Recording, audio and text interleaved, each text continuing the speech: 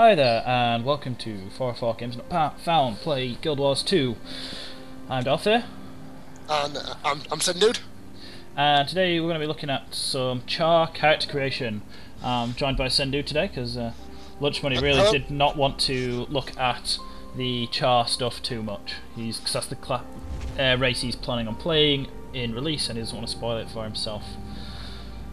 So, They're big bastards, the Charr, aren't they? They really are the beasts of the whole of Guild Wars. They sort of they were the bad guys in the first Guild Wars, and you can sort of see why. I mean, they've got a face like, oh well, it is like a mess up there. Isn't it? That guy there is that one there on the screen right now is particularly ugly. That'd hurt. That'd be a bad time. I mean, they've got the sort of whole horns and teeth and ears just galore up there. Have they got 4 ears each? Oh yeah, I look well. Yeah, there's a lot of ears for one race to have, really, isn't it? I mean, It they're is like the big bad wolf. They absolutely in are. essence. Although they are a bit more feline, apparently. Yeah, I mean, at the start, they're kind of a lot of people have compared them to like the Tauren and stuff like that, because obviously they've got like that whole hulking appearance and the horns and stuff. But the deeper you go into the character creation, I'm sure we'll see some that they are quite feline in the way that they like.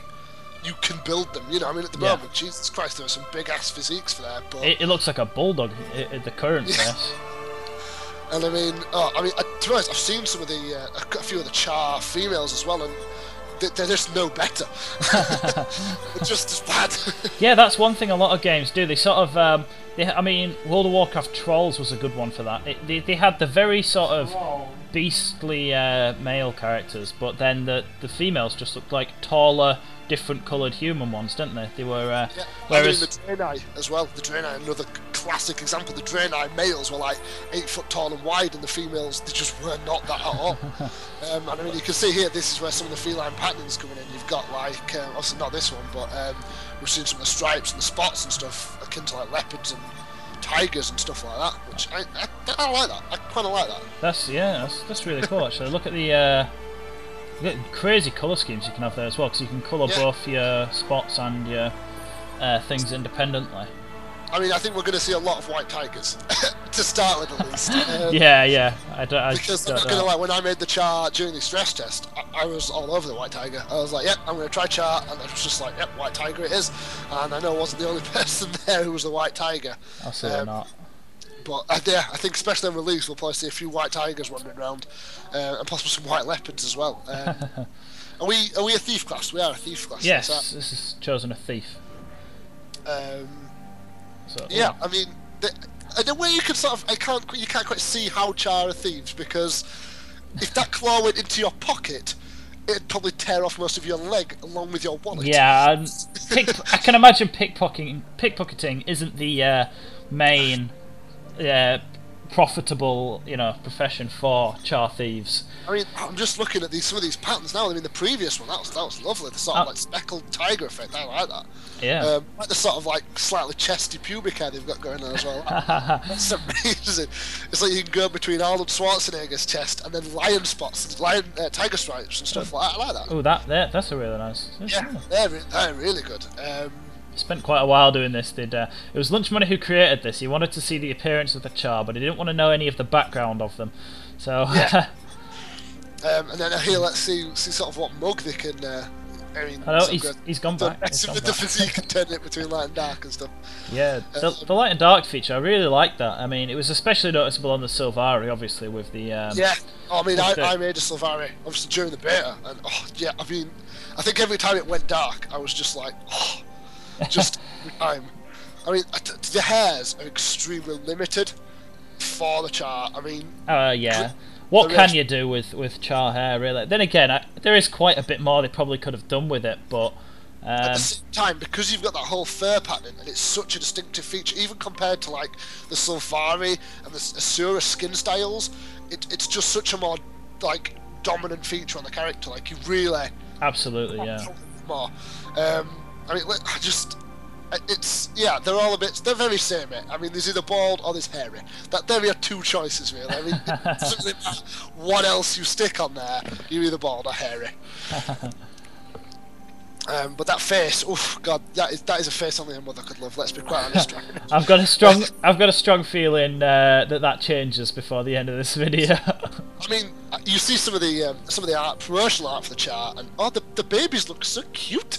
They're like all little and fluffy, and you just want to take one home and put it in a little basket and like, mittens or something. But I mean, to see them grow up and their face just become that. I mean, that's cool. That one with the scars, but then.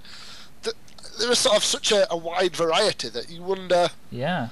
You know, I mean, the Sylvari and this sort of issue have also got good variety, but these are sort of so drastic that sometimes, I mean, look at the eyebrows on that monster.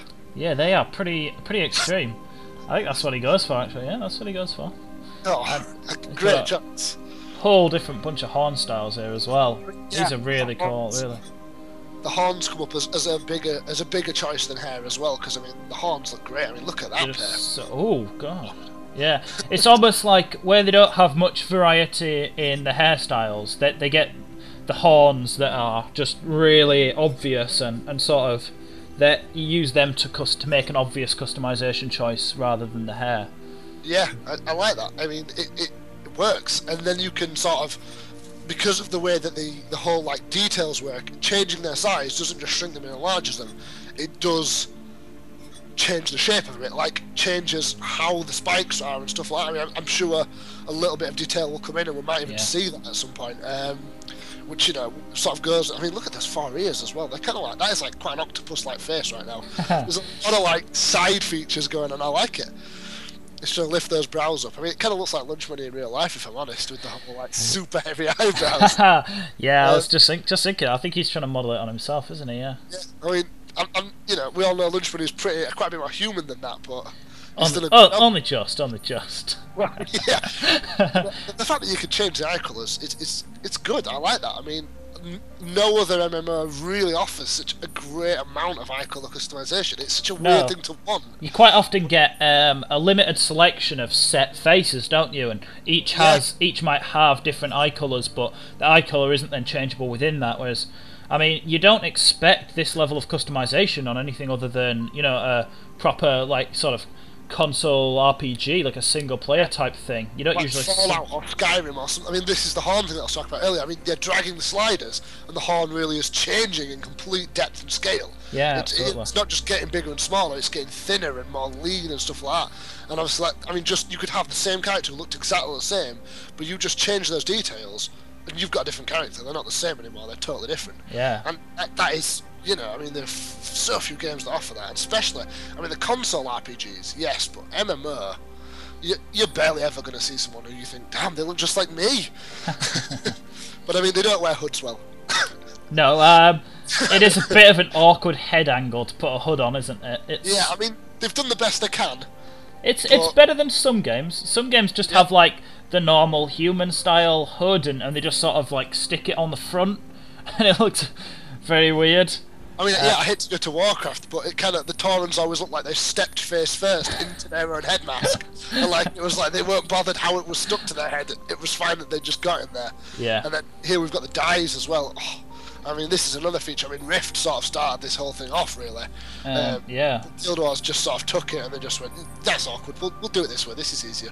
Yeah, I mean, rather than buying dyes or anything, you simply just have them available at like all times, and you just set a colour scheme. Yeah, and if you ever get bored of that colour scheme, you just stop a minute. And I mean, I know that I did. I'd just look at my gear and just think, yeah, you know what? I think I'm going to be blue now. Yeah. That's it. Just set yourself up as like like blue armour and stuff. And I mean, it's cheap in one way because you're like, well, you could make it a money sink, but then you're like, well, why would you? So Yeah. I quite like that. And here we'll go down to the questions, which I know this affects the piece of gear you've got right at the start, the headband. Yes, the very first question, the thief-specific question. I mean, that hood looks great. I mean, I think it's just the full face. It just does. I mean, that looks quite sinister. If I met that guy in a dark alley, that'd frighten me. I'm not going to lie to you. I mean, with all teeth and arms and claws and crap. So yeah, and I mean, they haven't done the ears very well. I was expecting a little more out of the clipping there. Like perhaps they just stick a little hole in the side of the hood or something. Beta is beta, and I mean, let's hope that it's ironed out. But I mean, it's not too bad. No, it's not. This Here's is, the choices here. this is the one that's global for everyone, and then these are the racial specific choices. Yeah, I mean, they're pretty. They speak for themselves quite a lot with the Charr. The Iron Legion obviously being the technology ones, the Ash Legion being somewhere in between, and then the Blood Legion being the sort of big military force. Yeah. So it's it obviously affects your whole story. And it works. So what do you know about the Charr technology then? What are they all about? Well, they're the ones who pioneered it. They sort of brought the pistol and the rifle to the forefront of war. Before that, it was like the humans were still with swords, as were like the other races, and the Charr just sort of like sat down at the drawing table and just decided that they were going to start shooting people, basically. Yeah, we need an advantage. We're going to hit people from way back here. Yeah. With these crazy rifles. And sort of as the world changed and the Charr became the allies of the other races, they sort of spread their technology to the other races. And that's why you get, the Sylvari and the Asura. I mean, the Asura probably didn't need help, and the humans all with that sort of flintlock pistol and flintlock rifle technology. Yeah. And I think the engineer class was based with the Charr directly in mind. Yeah, they are. It's almost it's a very sort of early industrial age type technology, aren't they? Actually, they're quite progressive. Actually, they're much further ahead than the other three races, the humans and the Norn. Yeah. I mean, the Asura, they have the technology there, the whole Magitech, which is a completely different thing. But in terms of like current fantasy technology, they're doing like a lot of the forward-thinking, a lot of the Victorian age type technology. I mean, some of the pieces, set pieces in the Black Citadel, the city, they're like tanks and stuff like that.